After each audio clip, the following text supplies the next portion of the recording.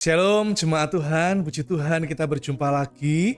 Sebelum kita mendengarkan renungan pada hari ini, mari kita berdoa terlebih dahulu. Kami bersyukur Tuhan, waktu yang indah. Kau berkati kami dengan firman-Mu, kami kuat, kami kokoh karena Tuhan.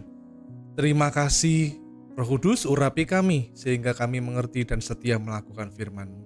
Terpujilah nama-Mu, dalam nama Tuhan Yesus. Haleluya. Amin. Puji Tuhan, jemaat yang dikasihi Tuhan, saya membagikan renungan ini dengan judul Kemuliaan bagi Allah dan Damai Sejahtera.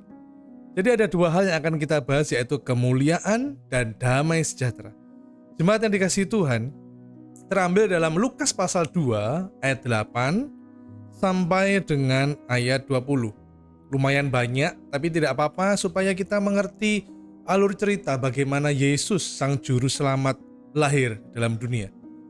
Dikatakan dalam Lukas pasal 2 ayat 8, di daerah itu ada gembala-gembala yang tinggal di padang menjaga kawanan ternak mereka pada waktu malam.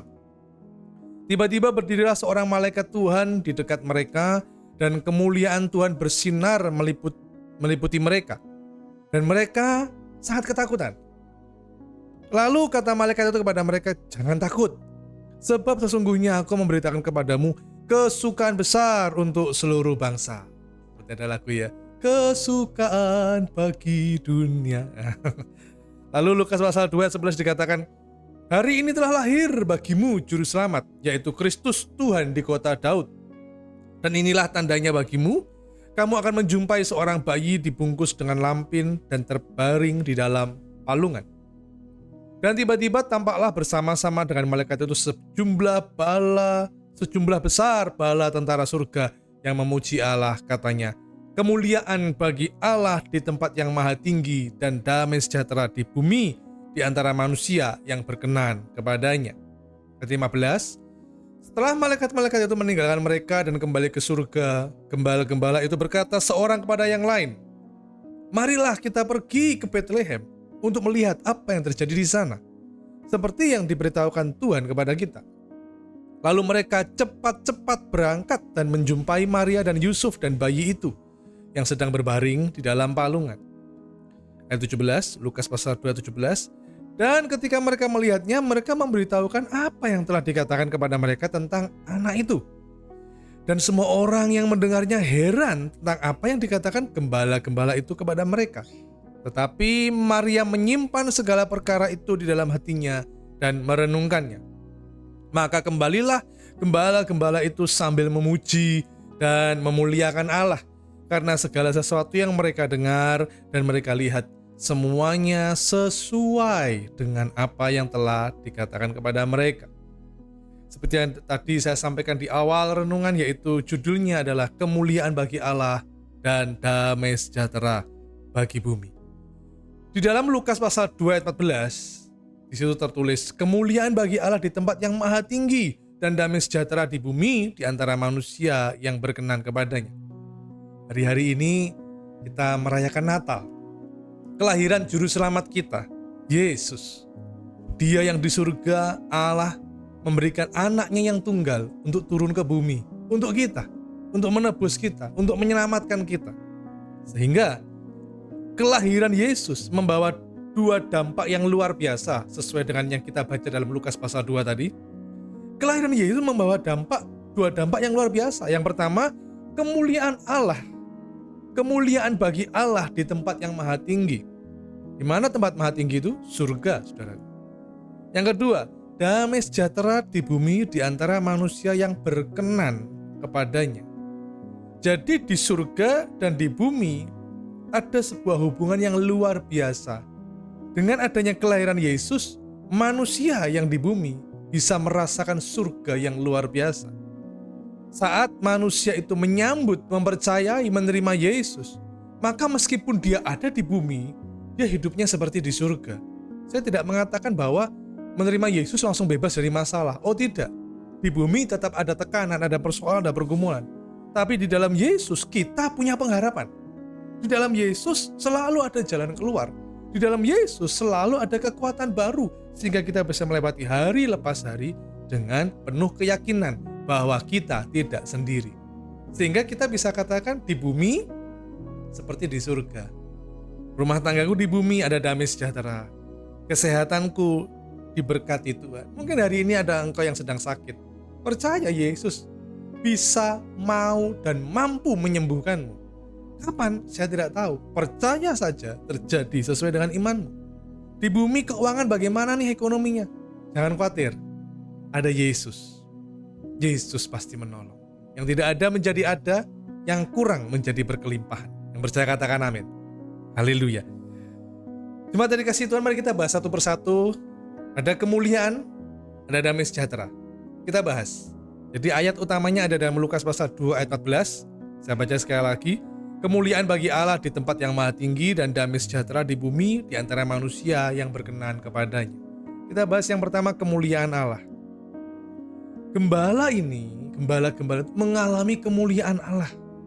Kok bisa? Ada beberapa bukti gembala-gembala ini mengalami kemuliaan Allah. Sebelumnya saya sampaikan bahwa kemuliaan di dalam bahasa Yunani-nya doxa. Kemuliaan di dalam bahasa Yunani doxa artinya hadirat Allah. Jadi di mana ada kemuliaan Allah, di situ ada kesukaan besar. Tadi dalam Lukas pasal 2 ayat 10, kesukaan. Ada kesukaan besar.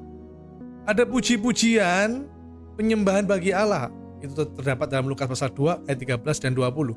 Jadi kemuliaan Allah menyebabkan dua hal besar, yaitu pertama ada kesukaan besar, yang kedua ada puji-pujian, penyembahan bagi Allah.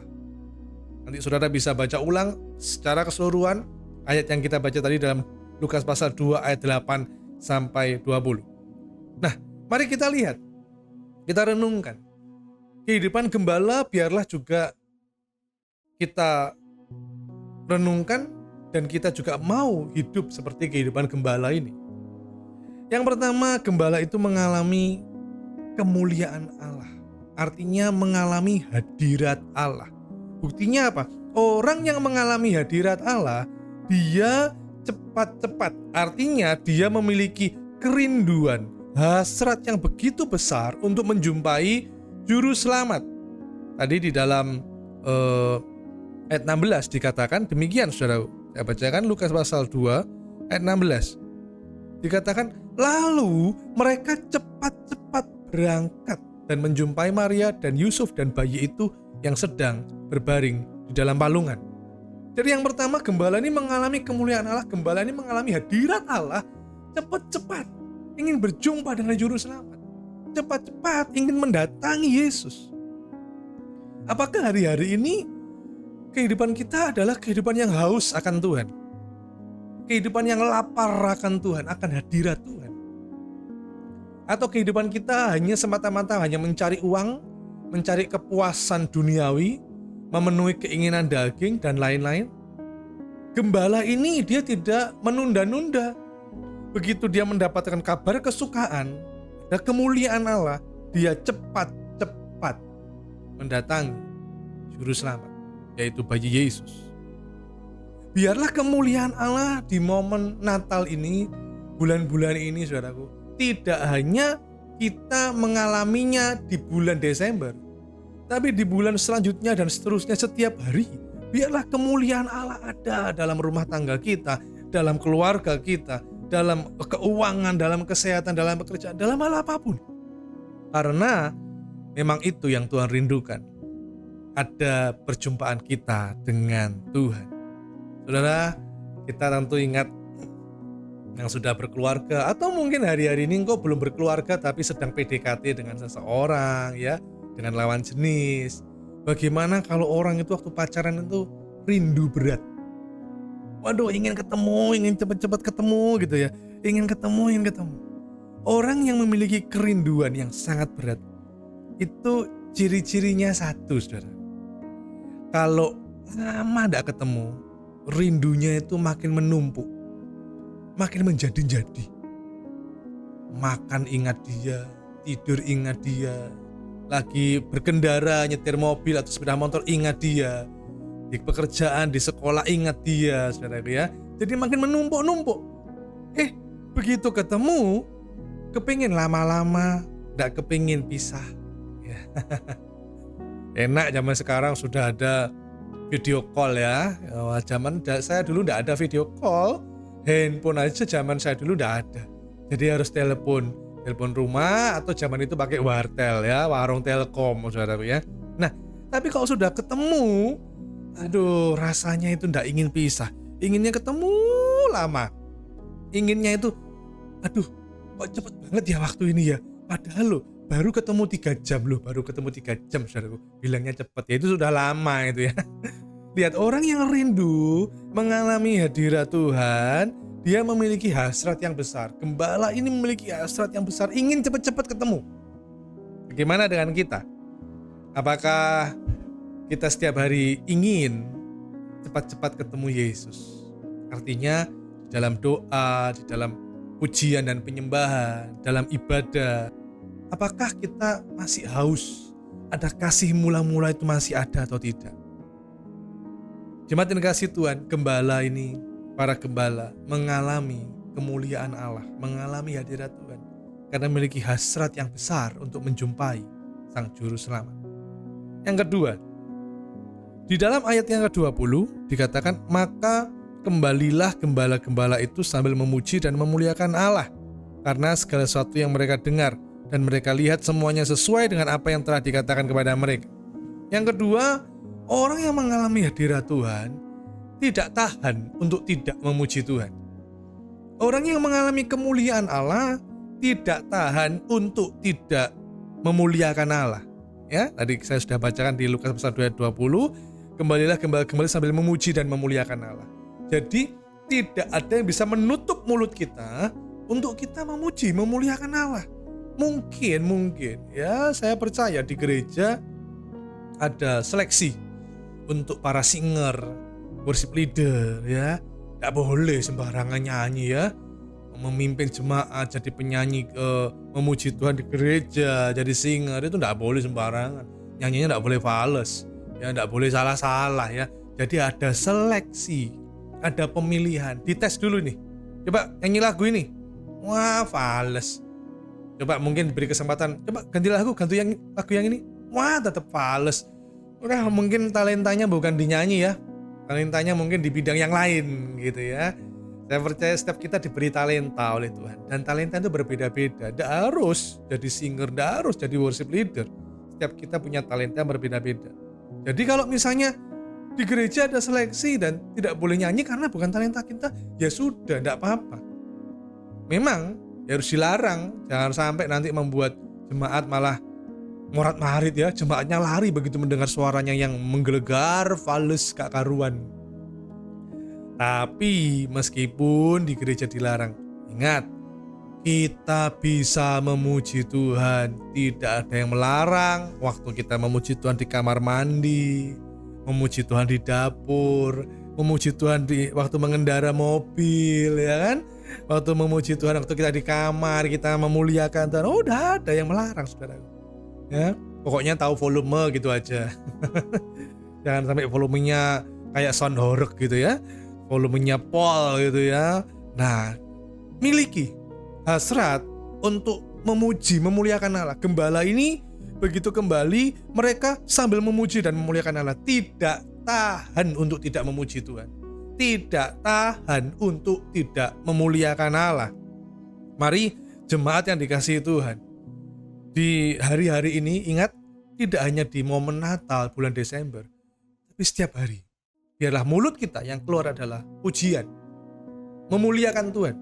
Bukan maki-makian, bukan omelan, bukan sumpah serapah, bukan itu, tapi puji-pujian kepada Tuhan Yesus. Berikutnya, jemaat yang dikasihi Tuhan, kalau tadi kita melihat, merenungkan tentang kemuliaan Allah. Jadi saat gembala itu mengalami kemuliaan Allah, biarlah kita juga mengalami kemuliaan Allah. Ingat, kemuliaan dari bahasa Yunaninya doxa, artinya hadirat Allah. Saudara dan saya alami hadirat Tuhan. Alami hadirat Tuhan. Memiliki kehausan, kerinduan untuk berjumpa dengan Yesus. Dalam doa, dalam ibadah, dalam semangat untuk mengiring Yesus. Dan biarlah mulut kita yang keluar adalah puji-pujian setiap waktu untuk kemuliaan Allah. Yang kedua, tentang damai sejahtera. Tadi di dalam ayat tadi tertulis demikian saudaraku ya. Lukas pasal 2 ayat 14, kemuliaan bagi Allah di tempat yang maha tinggi dan damai sejahtera di bumi di antara manusia yang berkenan kepadanya. Tuhan selalu rindu untuk memberikan damai sejahteranya. Setiap kali Yesus berjumpa dan dia selalu menyampaikan damai sejahtera bagimu. Masih ingatkah kita setelah Yesus mati dan pada hari ketiga dia bangkit, dia mendatangi murid-murid. Dan dia begitu masuk di ruangan itu, di dalam rumah itu, terucap yang pertama kali adalah damai sejahtera. Dunia ini penuh dengan hal-hal yang buruk. Ya, semua tidak memberikan jaminan, tidak memberikan harapan. Hanya Yesus yang bisa memberi jaminan dan harapan. Bahkan dalam damai sejahtera pun, kita lihat dunia. Apakah memberi damai sejahtera? Mungkin iya, sementara tapi fana. Tapi tidak demikian dengan Yesus, dengan Tuhan kita. Dia memberikan damai sejahtera yang kekal, damai sejahtera yang pasti saat kita mendatangi Yesus, saat kita bersekutu dengan Yesus, saat kita percaya Yesus, berserah total kepada Yesus, damai sejahteranya dilimpahkan. Dunia bisa memberi damai, bisa memberi kesenangan, bisa memberi kebahagiaan. Kita healing, ya kan? Waktu Natal, liburan, tahun baru, atau hari raya lain kita berlibur, wah healing kemana-mana, seneng hatinya, waduh damai, bahagia. Tapi setelah itu, kenapa? Balik lagi, hidup penuh dengan tekanan. Wah kita bisa nonton bioskop 1,5 jam, 2 jam, seneng ya. Kita bisa makan puas 30 menit gitu 1 jam. Wah bisa ada makan sepuasnya juga 1 jam. Wah puas. Setelah itu apa yang terjadi setelah itu? Balik lagi, hidupnya penuh dengan tekanan dan pergumulan. Tapi waktu kita tahu di dalam Yesus ada damai sejahtera, dan memang Dia memberikan damai sejahtera bagi kita anak-anaknya yang percaya dan mau selalu datang padanya, itu sebuah pengharapan baru. Yohanes pasal 14 ayat 27 dikatakan demikian, damai sejahtera ku tinggalkan bagimu, damai sejahtera ku berikan kepadamu, dan apa yang ku berikan tidak seperti yang diberikan oleh dunia kepadamu. Janganlah gelisah dan gentar hatimu. Garis bawahi kata-kata, dan apa yang ku berikan tidak seperti yang diberikan oleh dunia kepadamu. Jadi dunia bisa memberi damai sejahtera, dunia bisa memberi kesenangan, memberi sukacita, bisa. Tapi ingat, dikatakan, dan apa yang Yesus berikan tidak seperti yang diberikan oleh dunia kepada kita. Jangan gelisah, jangan gentar. Kita akan menutup tahun ini dan kita juga akan memasuki tahun yang baru. Jangan gelisah, jangan gentar. Ada damai sejahtera. Mungkin saudara bertanya, damai sejahtera bagaimana, Pak? Ekonomi makin sulit. Tahun ini kok tambah hari tambah banyak masalah. Kekhawatiran makin, membuat kacau, perselisihan. Aduh, bagaimana ini? Masa ada damai sejahtera? Masa ada damai sejahtera? Perang di mana-mana. Katanya Yesus memberi damai sejahtera di bumi. Mana buktinya? Penyakit malah tambah banyak, ada penyakit-penyakit baru ditemukan. Katanya Yesus memberi damai sejahtera di bumi. Kelahirannya membawa damai di bumi. Mana?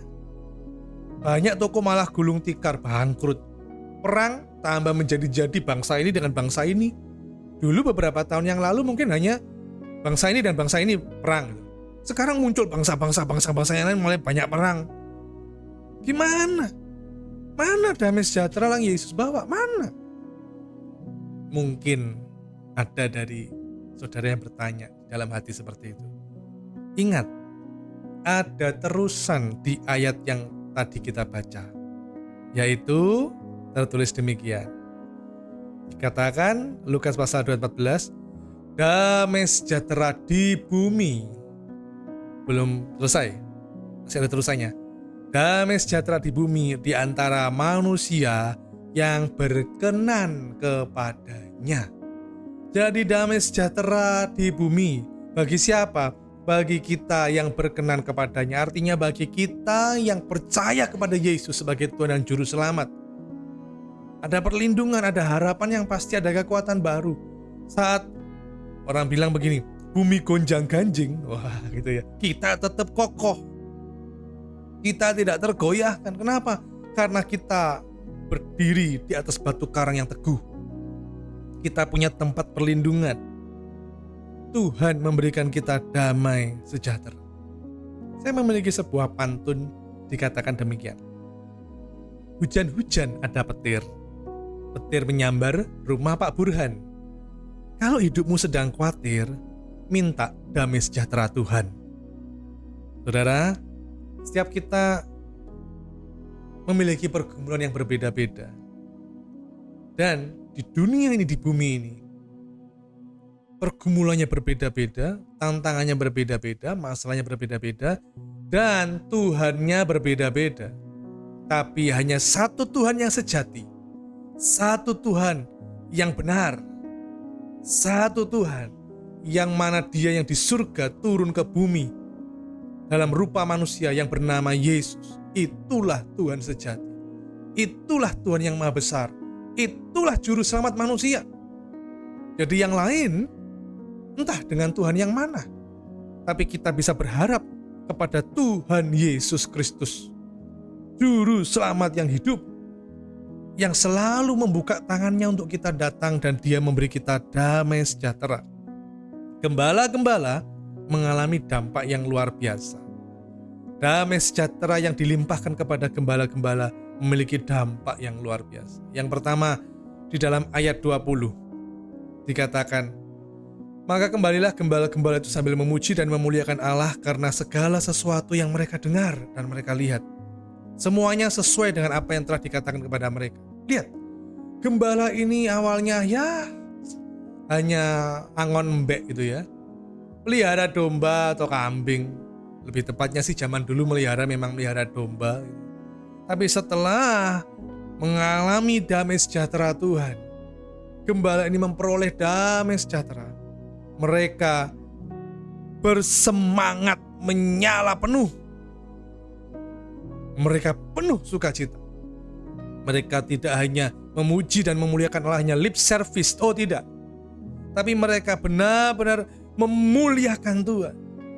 Ini dampaknya saat kita mendapatkan damai sejahtera Tuhan. Wah, hidup kita kembali bersemangat, kerja nggak loyo, ya, rumah tangga ya ada persoalan, tapi membangun rumah tangga dengan dasar kasih, dengan dasarnya Kristus Yesus. Ada harapan, pasti ada pemulihan. Jangan bercerai. Ada damai sejahtera Tuhan. Ada damai sejahtera Tuhan. Jangan kau mundur dari pelayanan. Minta damai sejahtera Tuhan. Kau yang sedang mengalami kesulitan ekonomi, minta damai sejahtera Tuhan. Banyak bukan di tahun ini ya, bagaimana orang mengakhiri hidupnya karena hidupnya tidak ada damai, tidak ada ketenangan, bahkan yang ada tekanan, ya, pergumulan yang begitu berat sekali sampai mengakhiri hidupnya, baik mengakhiri hidupnya secara pribadi, sendirian, ataupun berkelompok dengan keluarganya. Mengerikan dan menyedihkan sekali. Jangan putus asa, ada Yesus. Ingat, kita tidak sendirian. Semua orang mengalami persoalan, semua orang mengalami masalah. Tapi kita punya Tuhan yang hebat. Ya, kita mengalami Tuhan yang sangat luar biasa. Yang terakhir, jadi dampak dari damai sejahtera, gembala ini bersemangat kembali. Ada harapan, menyala sukacitanya, ya. Makanya gembala ini memuji dan memuliakan Allah. Yang kedua, saudaraku ya, tentang damai sejahtera. Dampaknya apa? Gembala ini pengharapannya bukan pengharapan yang kosong, tapi dia pengharapannya kepada apa yang sudah dikatakan oleh malaikat itu. Dengan kata lain, damai sejahtera memberikan dampak iman kita makin bertumbuh. Iman kita makin kokoh. Ayatnya di mana? Di ayat 20. Lukas pasal 2 ayat 20. Semuanya sesuai dengan apa yang telah dikatakan kepada mereka. Jadi apa yang dikatakan benar-benar sesuai. Penggenapan itu pasti ada. Ini kalau Natal itu jangan hanya sekedar menonton. Datang ke gereja, ibadah, nyanyi malam kudus, nyanyi lagu-lagu Natal selesai. Bukan soal itu. Ya. Natal bukan tontonan, tapi tuntunan. Saya ulang. Natal bukan tontonan, tapi tuntunan. Bukan sekedar tuntunan, tapi tantangan. Bukan sekedar tuntunan saja, tapi itu adalah tantangan. Tantangan apa? Tantangan iman. Tantangannya di mana? Tantangannya adalah apakah kita percaya kepada setiap firman Tuhan yang dikatakan sesuai yang ditulis di firman Tuhan pasti digenapi. Masihkah kita percaya?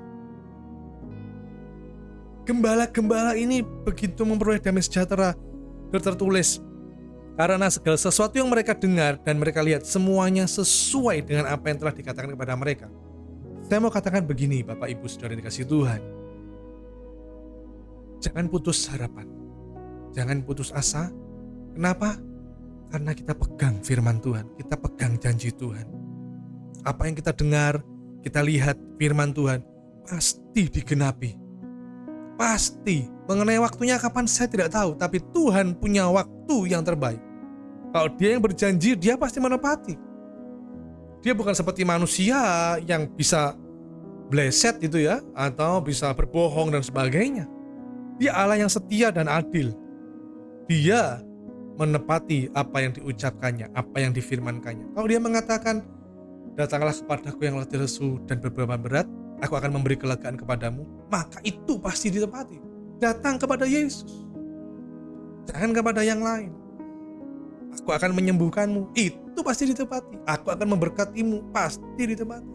Aku datang untuk memberikan kepadamu hidup dan hidup dalam kelimpahan, pasti ditepati.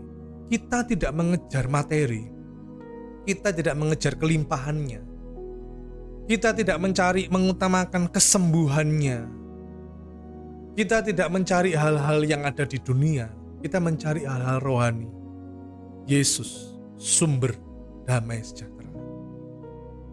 Yesus yang sudah berfirman pasti menepati. Jadi pada akhir dari yang renungan yang saya sampaikan dengan judul kemuliaan bagi Allah, damai bagi bumi, yaitu kehidupan orang yang dipenuhi kemuliaan Allah pasti punya hasrat kerinduan yang besar untuk berjumpa dengan Tuhan setiap hari. Mulai hari ini, saudara setiap kali bangun pagi, temui Yesus dulu. Bersyukur untuk kesehatan, bersyukur untuk rumah tangga, bersyukur untuk pekerjaan, bersyukur untuk semua yang baik, bersyukur untuk waktu yang Tuhan beri. Miliki kerinduan hasrat menjumpai Tuhan setiap hari. Dan yang kedua, kehidupan orang yang dipenuhi dengan kemuliaan Allah, dia ada hasrat untuk memuji, menyembah Tuhan setiap waktu, dimanapun. Tidak ada yang dapat menutup mulut kita untuk kita bisa mengagungkan Yesus Juru Selamat kita. Dan mengenai damai sejahtera yang diberikan juga membawa dampak, yaitu hidup kita penuh semangat, hidup kita ada sukacita. Jangan sedih, Roh Kudus menghiburmu. Jangan susah, tangan Tuhan memberimu kekuatan yang baru. Hidup penuh semangat sukacita. Dan yang terakhir, damai sejahtera yang memberi dampak apa? Iman kita makin kokoh dan kuat. Karena kita bisa mempercayai firman-Nya yang selalu digenapi. Firman-Nya iya dan amin. Iman kita bukan tertuju kepada manusia yang berubah-ubah. Hari ini baik, minggu depan tidak baik. Hari ini murah hati, minggu depan jadi pelit. Itulah manusia. Hari ini mengatakan, besok ya saya tolong. Besoknya, waduh saya susah tidak bisa nolong. Itulah manusia. Tapi dengan damai sejahteranya, kita bisa katakan, yes, aku percaya pada Yesus Juru Selamatku. Yesus, Tuhan yang membuatku hidup baik di bumi maupun di surga. Di event Natal ini, pada akhirnya saya mengucapkan, Selamat Natal, Tuhan Yesus memberkati kita semua. Mari kita berdoa. Kami bersyukur untuk waktu ini Tuhan. Sungguh indah. Kelahiran-Mu memberi kami kemuliaan, memberi kami damai sejahtera, biar hadirat-Mu terus memenuhi kami. Setiap hari ya Tuhan, setiap waktu, bahkan 24 jam terus non-stop Engkau menyertai kami. Kami bersyukur kami punya Allah yang setia, Immanuel, Tuhan menyertai kami. Terima kasih kami bersyukur dan kami menyerahkan hidup kami sepenuhnya ke dalam tangan Tuhan. Terus kerjakan apa yang Tuhan sediakan untuk kami. Roh Kudus pimpin kami untuk kami mengerti dan terus setia melakukan firman-Mu. Terpujilah nama-Mu dalam nama Tuhan Yesus. Haleluya. Amin.